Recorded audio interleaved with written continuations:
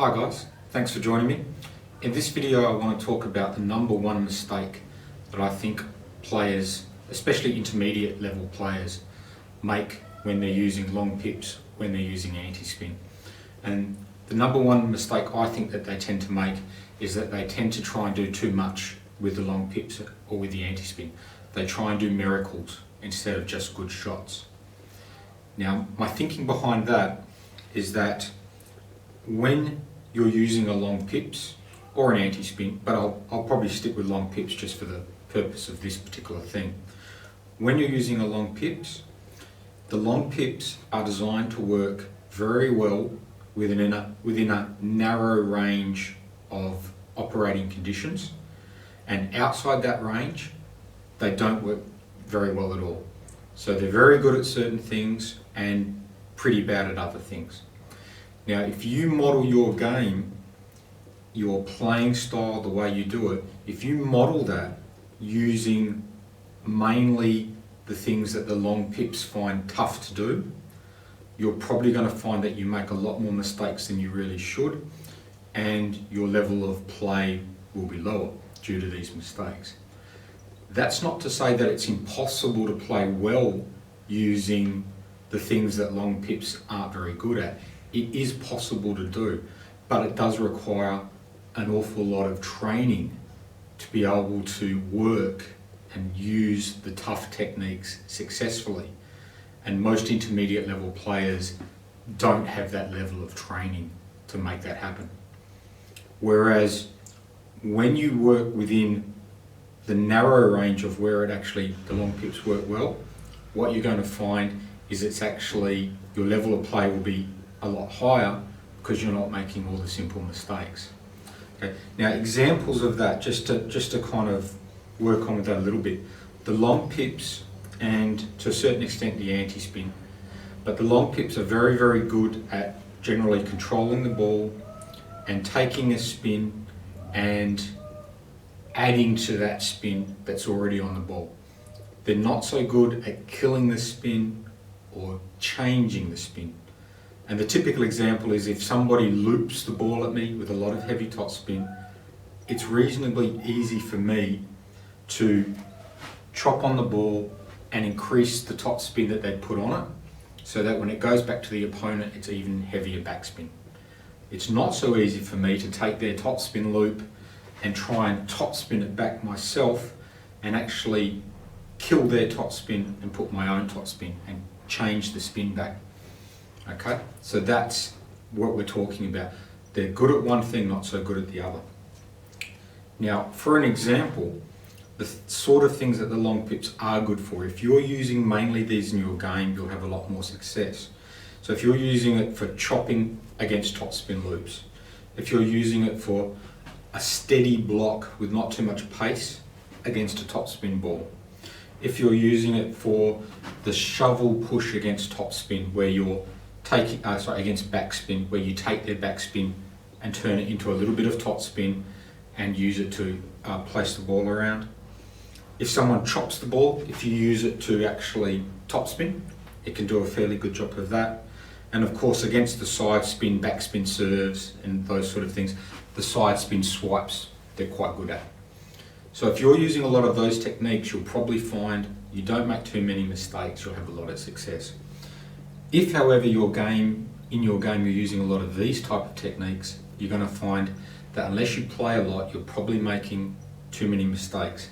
And the examples are, say, topspin loop, you trying to topspin against a topspin loop. That's difficult, not impossible, but generally difficult.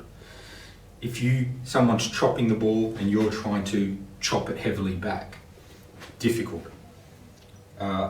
If someone loops the ball and you're trying to fast block with the pimples, block very, very quickly, okay, difficult, because the topspin turns into backspin off your block, tends to make the ball float and float off the end of the table, doesn't dip. Trying to float against a loop and actually kill the spin on a loop, not an easy shot to play. It's hard to actually do that. So a variation, especially up at the table, not easy to do.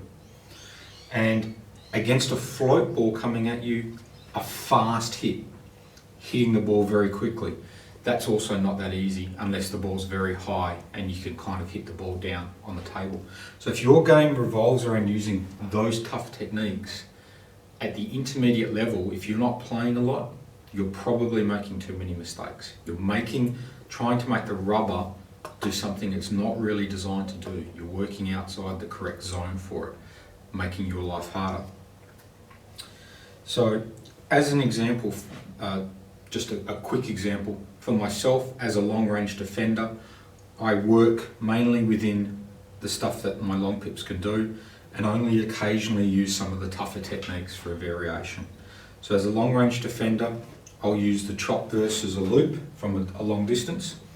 I'll use the block, a steady block against a topspin when I'm caught up at the table. I'll use, if someone pushes at me, I don't mind using the shovel push. If someone does push, I will occasionally roll the ball and use the topspin versus a chop. Not necessarily trying to get a loop effect, but just change up, give a different look. And that's a fairly steady shot for me because I'm not trying to hit it too fast, hit it too powerfully. I'm just using the change of pace on that one. The side spin swipe I don't use a lot personally. It's just not in my arsenal of shots a lot, but people could do that, so I don't use that one. The tough shots, out of the tough shots that I could play, the main ones I will usually use is trying to float the ball against a loop and kill the spin. And even if I get that wrong, it just means that I don't necessarily miss the shot, I just don't kill the spin very much. So it's still safe. And the heavy chop versus a chop, and I'll use that technique. Not so much to really try and spin the ball, but to kill the spin and get some variation. I'm not really trying to turn it into a heavy chop of my own, which some people try and do with the long pips. So the other stuff in the tough area, I don't generally try and do. I don't loop against a loop. I'll block, I'll play safe, I'll chop. So I'm working within my zone. So although there's techniques there that some intermediate players could play much better than I could play, I'm playing at a better level because I'm working much more within what my rubber can do. Therefore, I'm making less mistakes, more consistency, and finding it a lot easier. Now, all false modesty aside, I'm one of the best long pip players in Australia still, and I'm not attempting to try and do miracles with this stuff. There's not a lot of people I've seen in Australia who can really do incredible things with long pips consistently at a high level because the restrictions of the material make it very, very tough to do successfully unless you're playing a lot. So for me, I think probably the number one mistake for you guys who are at an intermediate level using these long pips, using anti-spin, trying to improve, have a look at your game, analyse what you're doing, and see how often you're actually trying to attempt shots that are on the tough list versus the shots that are on the good list that are easy to work with the long pips. And if you find you're using the tough ones too often, either you need to practice them more or you need to be thinking a bit more about your game and start cutting out some of those ones. Use them less often, use them as an occasional variation, use them in slightly easier situations. And if you can do that, I think you'll find your game will improve a lot. Okay, thanks.